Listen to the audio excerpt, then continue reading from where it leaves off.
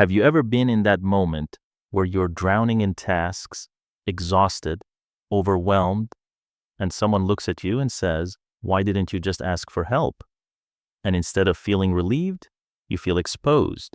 You smile, you shrug, you say something like, "It's fine, I've got it," even when you absolutely don't. On the surface, it looks like independence, a strength, self-sufficiency, maybe even pride.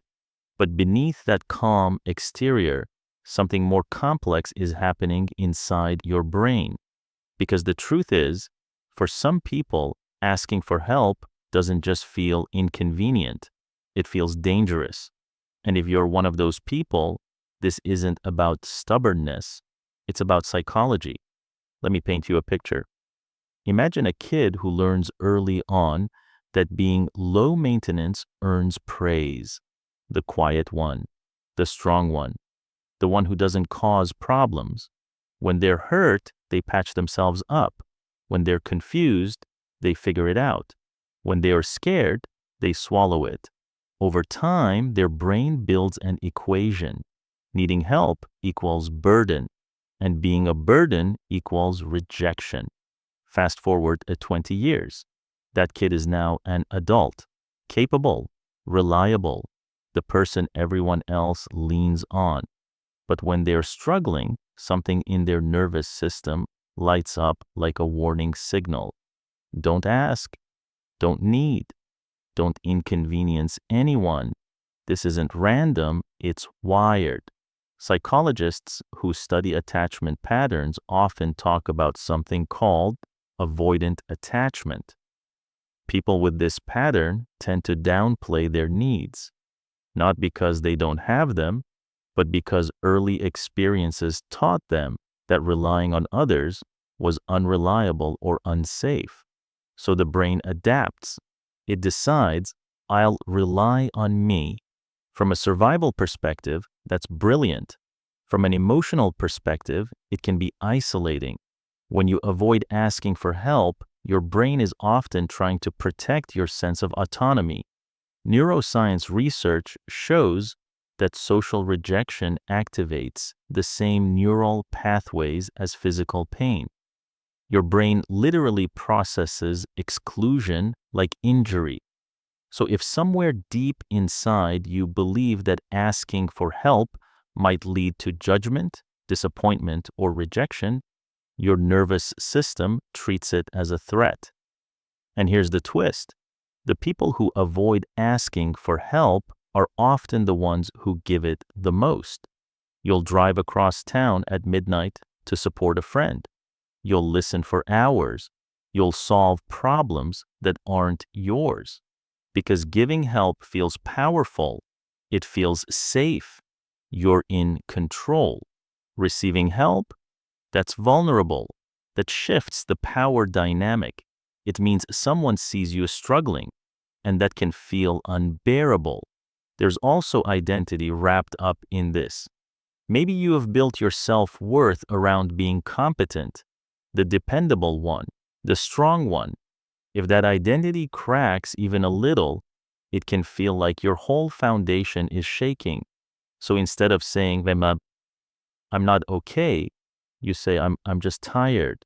Instead of saying, "I can't handle this," you say, "It's fine."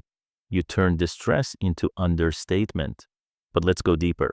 There's something called the self-sufficiency bias. It's the belief that solving things alone is more virtuous or admirable than collaborating.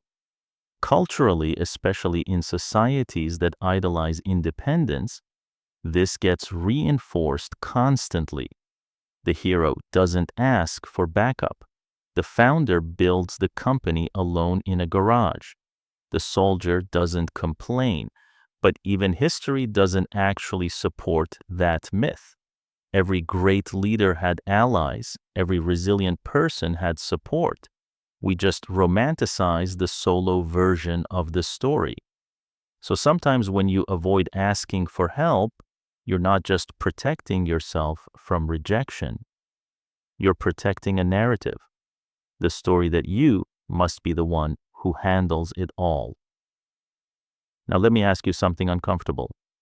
When you don't ask for help, do you secretly feel a little resentful that no one offers it? That's the paradox. You don't want to ask, but you do want to be noticed. Your brain wants to be understood without having to expose itself.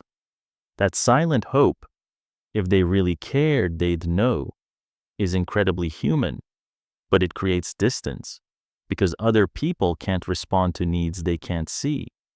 There's also perfectionism woven into this pattern. If you believe you should already know how to do something, asking for help feels like proof of inadequacy.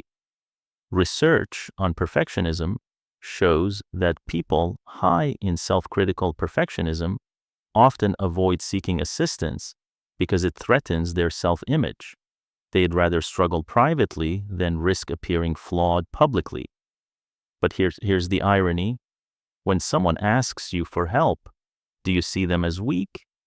Probably not. You probably feel trusted, valued, needed.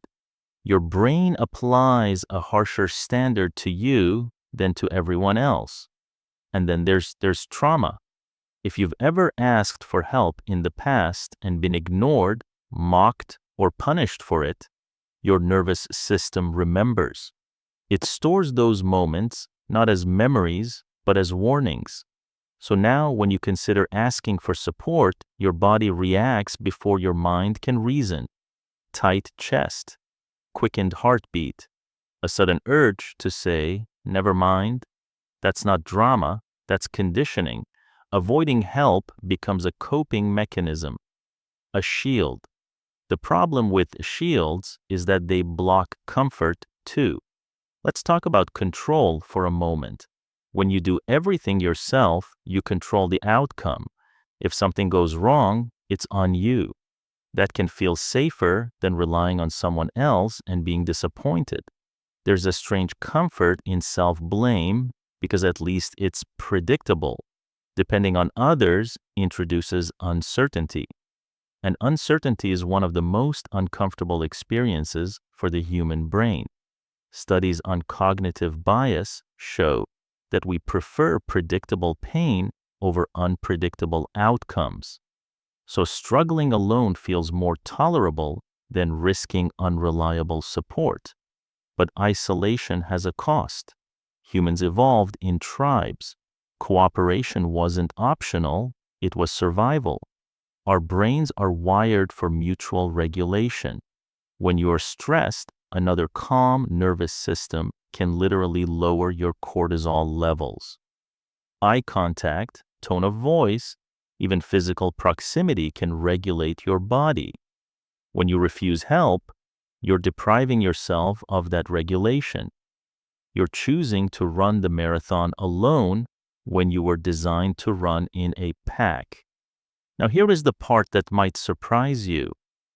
The people who avoid asking for help are often incredibly strong, not performatively strong, genuinely resilient. You've developed problem-solving skills, emotional endurance, resourcefulness. You can navigate a storms most people can't. The goal isn't to erase that strength, it's to expand it. Because true strength isn't just I can handle this alone, it's also I can let someone stand beside me. There's a subtle shift that happens when you practice asking for small things, not dramatic confessions, not emotional monologues, just small requests. Can you look over this? Can we talk for a minute? I'm not sure what to do. Each time you survive that interaction, your brain updates its data. It learns that asking does not equal rejection, that vulnerability does not equal catastrophe. And slowly, the shield becomes lighter. You don't have to swing from hyper-independence to total reliance. This isn't about becoming helpless, it's about integration. Think of it like this. If your life were a house, avoiding help means insisting on building every wall yourself. Asking for help doesn't mean you don't know how to build. It just means you're willing to have a team. And teams build stronger structures. So if you're someone who rarely asks for help, I want you to consider a possibility. What if your independence wasn't proof that you don't need anyone, but proof that you learn to survive without them? And what if survival isn't the same as connection? Maybe the next time you feel overwhelmed, instead of saying, I've got it, you pause. You notice the reflex, you notice the protective instinct, and you gently challenge it. Not because you're weak, but because you're allowed to be human. And being human means having needs. If any of this felt uncomfortably accurate, that's not a diagnosis. It's an invitation to explore your patterns with curiosity instead of judgment, to see your avoidance not as a flaw, but as a strategy your brain developed to keep you safe. The beautiful thing about the brain is that it's adaptable. Neuroplasticity doesn't stop in childhood. Every new experience reshapes it. Every small act of vulnerability rewires a little bit of that old story. You don't have to become someone else. You just have to allow yourself to be supported sometimes.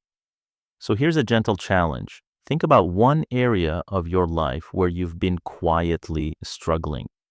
Just one. And imagine what it would look like to let someone in, even slightly. How would that change your energy, your stress, your relationships? Maybe the real courage isn't carrying everything alone. Maybe it's trusting that someone else can carry it with you. If this resonated, I'd love to hear your thoughts. Are you the one who never asks for help, or the one who wishes someone would? Let's talk about it. And if you want to keep exploring the psychology behind the patterns we rarely question, make sure you're here for the next one.